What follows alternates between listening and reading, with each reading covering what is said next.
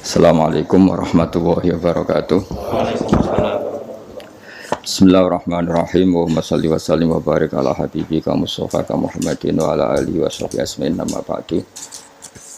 Pertama saya mau cerita atau menerangkan di antara makalah ya, mutiara makalah yang disampaikan oleh Sayyid Hasan bin Ali, yaitu cucu Rasulullah SAW. Ketika ditanya oleh Imam Hasan Basri, kita tahu semua sanad Thariqah sebelum Sayyidina Ali semuanya lewat siapa? Hasan Basri. Terus di Jawa jadi Hasan Besari, jadi macam-macam itu. Tukang ngeleh jeneng Jawa itu. Itu di antara makalahnya itu malam yu'min bi qadaillah wa qadari khairihi wa syarrihi faqad kafara. Tapi waman hammala dzambahu rabbahu faqad fajara. Jadi kalau orang tidak berkeyakinan qada qadar khairihi wa syarrihi minallah, dia berstatus kafir. Tapi orang yang mengkambing hitamkan Allah ketika dia dosa, faqad fajara, dia itu orang yang enggak benar. Jadi ini sudah tengah-tengah, karena masyhur itu ada ulama ahli sunnah yaitu Imam Sanusi berdebat sama orang Mu'tazilah itu semalaman.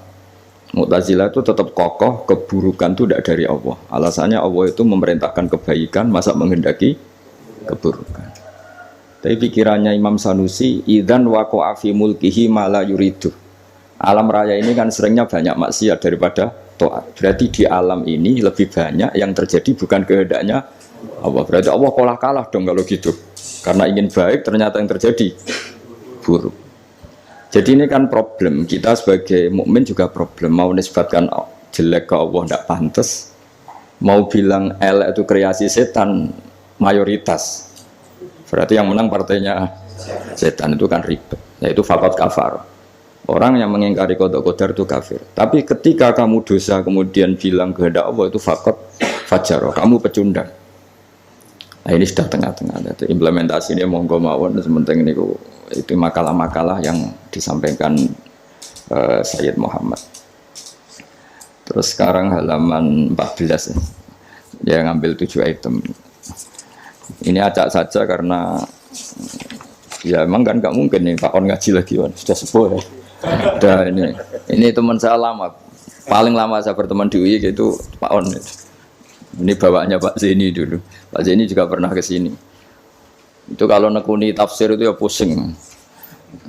Enak yang tinggal baca. Saya tuh sering debat sama Pak Zeni itu sampai jam 2, jam 3 di kantor tuh di Badan Wakaf ya dulu, bekasnya rektorat ya. Itu kalau nggak selesai itu beliau jam 4 ke kontrakan saya di Ketonggo.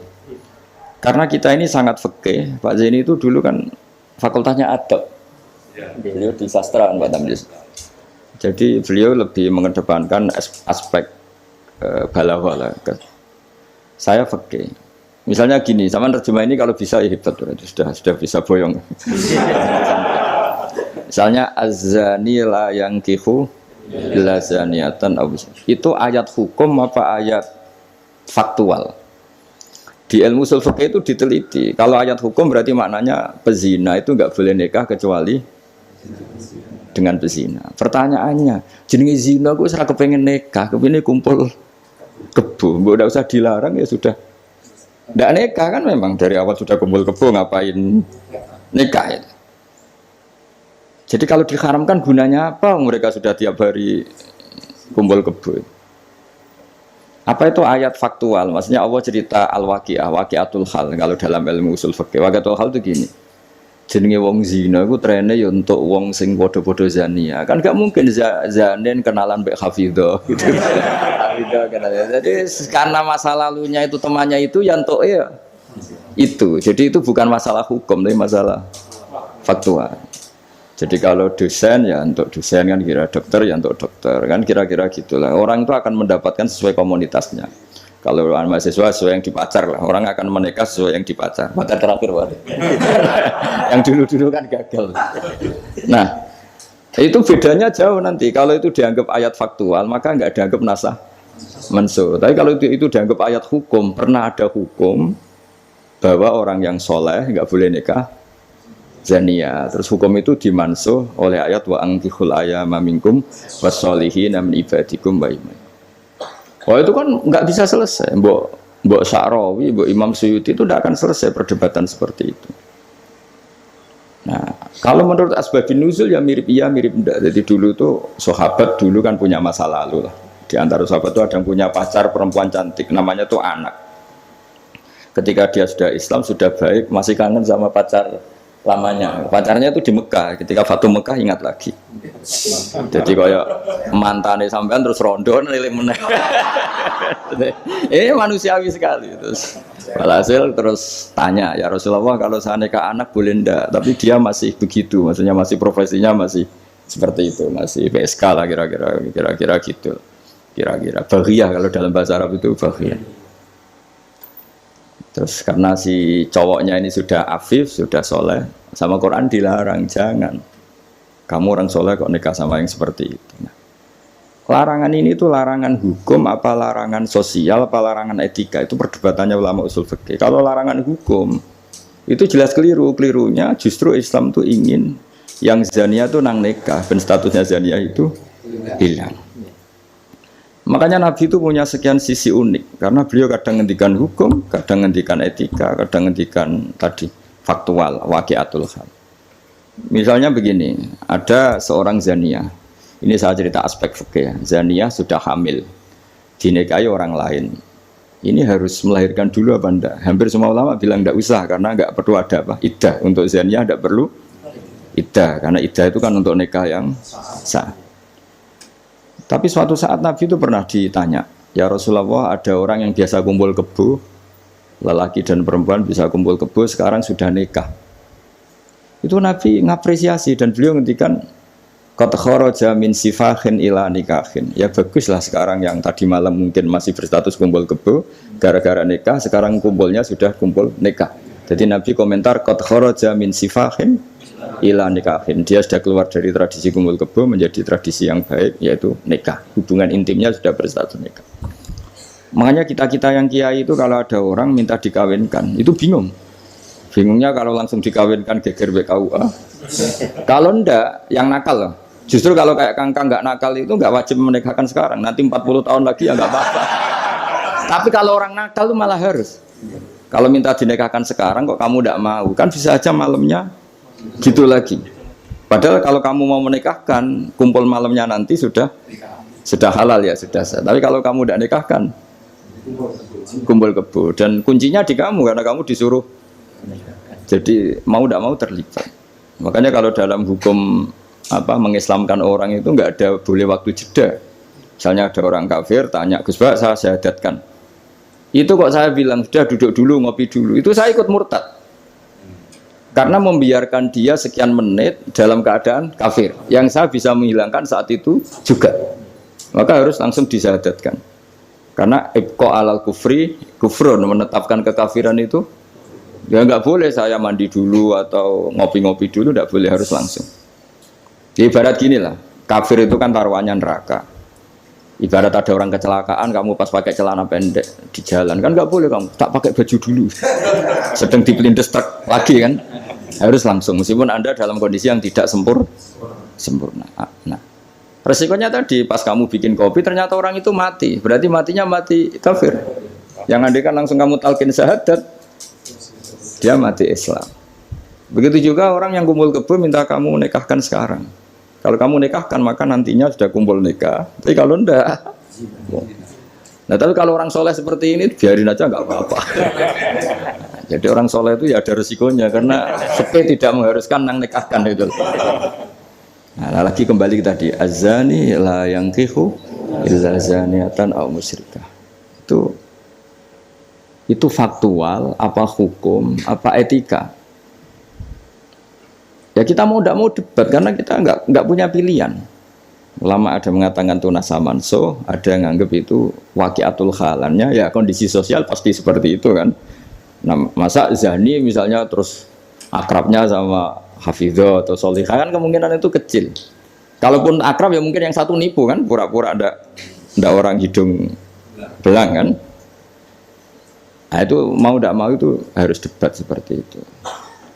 Terus kedua, aspek yang sering saya debat dengan Pak Zaini itu aspek bahasa fikih. Bahasa fikih itu menuntut vulgar.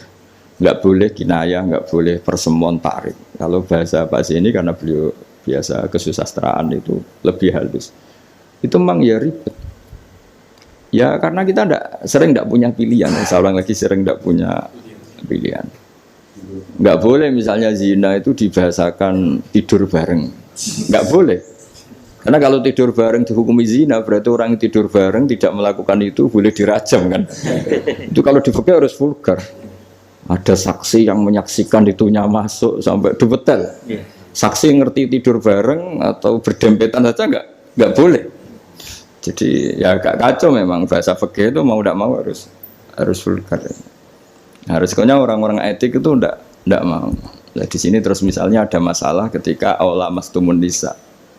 Aula mastumun nisa itu bahasa sastra apa bahasa beneran gitu. Kalau bahasa sastra berarti Quran itu sangat halus sehingga membahasakan jima itu lamastum. Nah, Ibnu Abbas berpendapat itu, atau kamu hubungan intim sama istri kamu itu membatalkan wudu. Nah, ini yang kelompok-kelompok tertentu berpendapat gitu, makanya untuk batal nunggu hubungan suami istri. Tapi ada ulama mengatakan lamastum memang benar-benar nyentuh, jadi sekedar nyentuh tangan ini sudah batal. Jadi efeknya ini besar. Yang satu bilang lamastum kinayatun anil jima, sehingga untuk mengatakan batal harus nunggu jima. Yang satu ya memang lamisa, memang pegangan saja. Nah, terus jadi dua kelompok mazhab itu. Jadi memang perdebatan memaknai Quran itu ya mau tidak mau. Cuma kalau sama-sama ahli kan masih ada ringnya. Nah, sekarang yang ribet itu mau Quran raiso isane terjemah melok nafsi riwayat itu. Musibah itu. Itu musibah besar. Nah, karena Quran itu kalau bahasa itu diulang ini supaya maknanya itu begitu. Kadang sama. Makanya kata Imam Ghazali, ngulang itu karena sama. Misalnya gini ya, tak beri contoh ya. Orang dosa itu pasti punya akibat ke orang lain. Disebut ajroma. Ajroma itu melukai orang lain. Innal ladzina ajromu kanu minal ladzina amanu yadhakun. Tapi nanti digenti. Kalau ajromu ini ditafsir digenti kafaru, karena di belakang digenti fal yaumal ladzina amanu minal kuffar, bukan minal mujrimin. Jadi di depannya pakai kata ajromu, di belakang pakai minal kuffar. Misalnya tadi ada 3 kelompok di akhirat, menerima tangan kanan, menerima buku dengan tangan kanan, kedua dengan tangan kiri. Tapi yang terlalu buruk itu waro adzohri, menerimanya membungkungi yang ngasih. Jadi misalnya kamu malaikat yang ngasih buku, terus lama ya sudah, yang fatal itu ya sudah nerimanya dengan tangan kiri, dia membungkungi yang ngasih. Jadi sudah ngawur secara etika. Misalnya dipanggil si A sini, si malaikat tadi orang ini memang bakat buruk, pas nerima buku itu sudah sangat tidak beretika, sudah dengan tangan kiri sambil membungkungi, sehingga malaikat ini semangat ngadapnya ya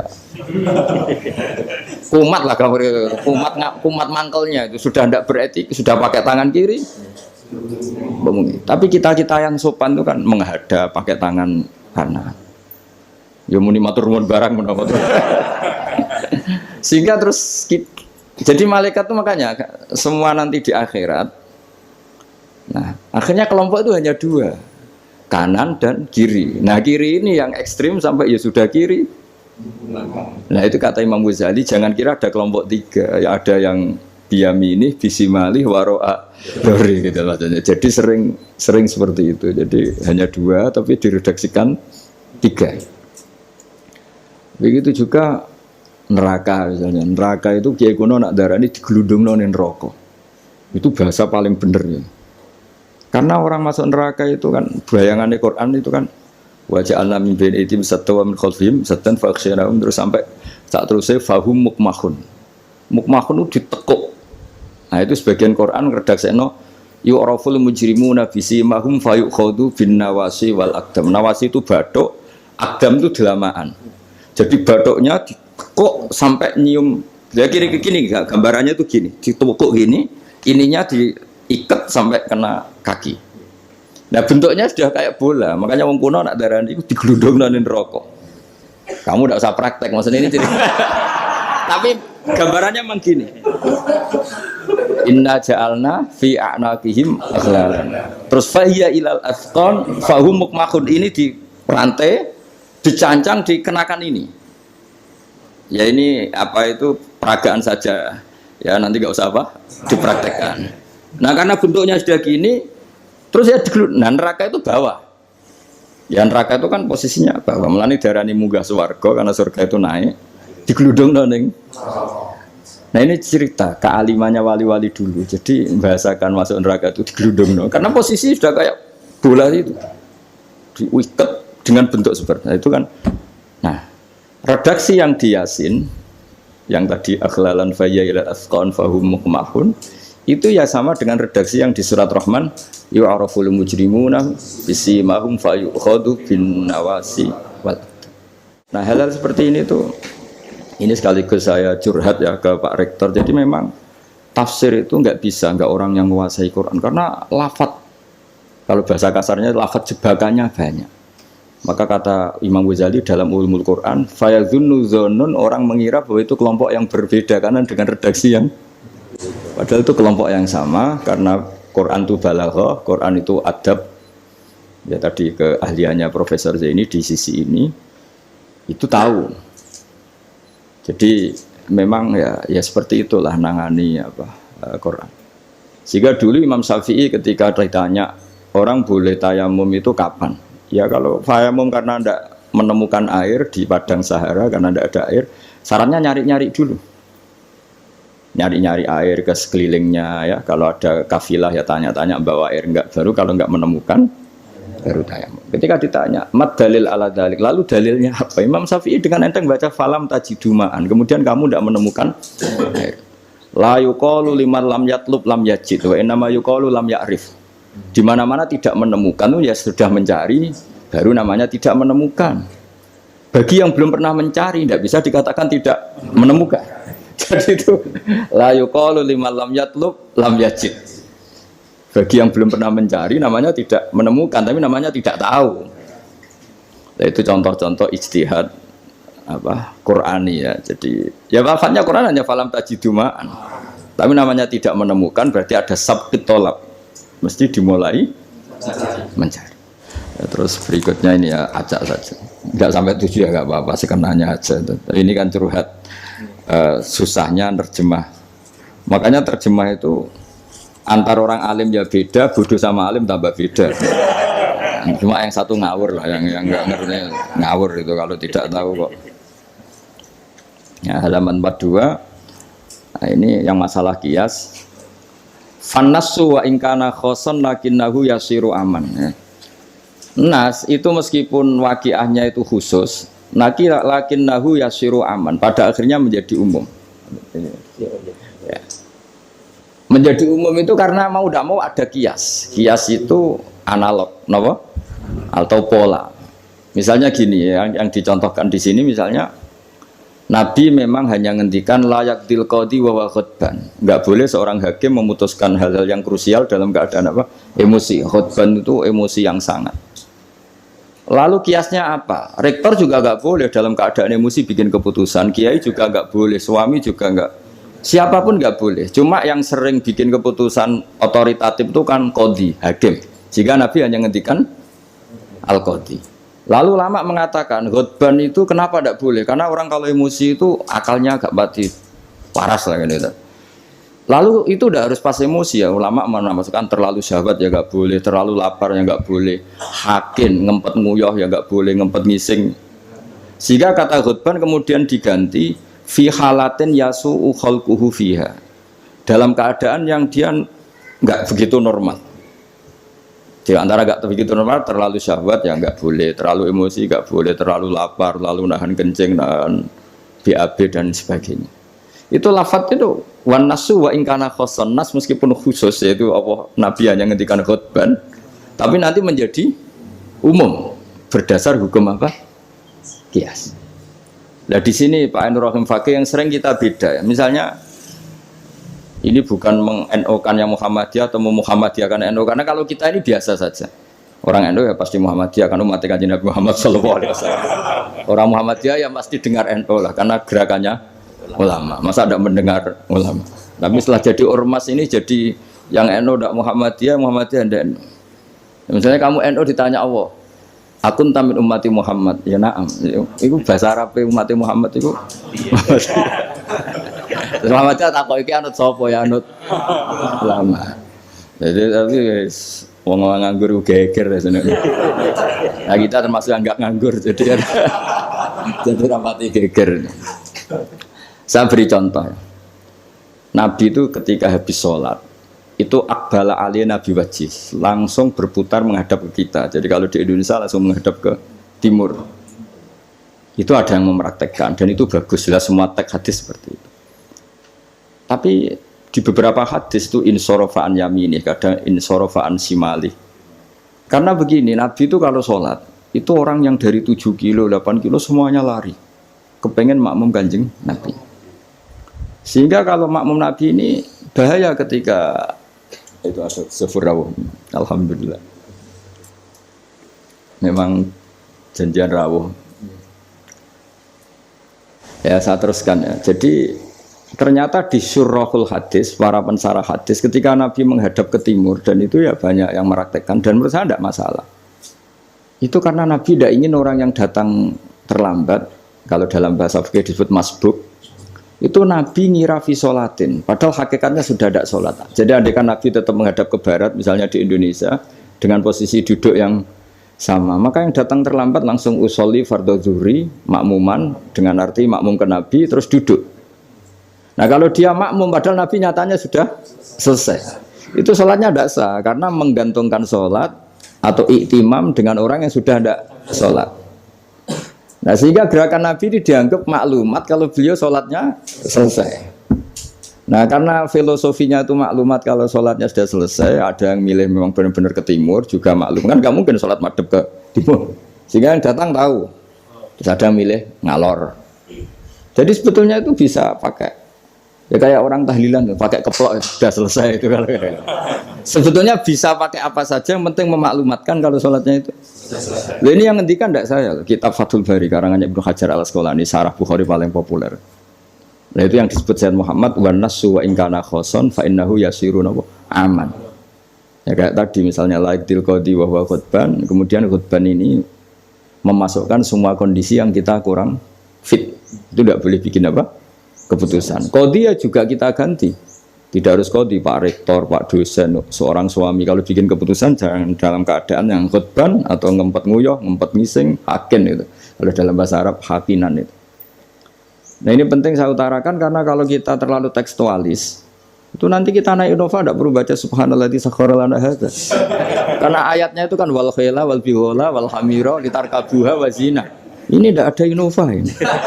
Ayatnya ya litas tahu ala sumatas guru ni'mata rabbikum idza stawaitum ali wa taqulu subhana. Ini kan jelas litas tahu ala zuhur ini Innova tidak ada zuhurnya, ini tidak ada punggungnya. Jelas ayat sebelumnya tentang wal khayla wal bighala wal hamira litarkabuha wa zina.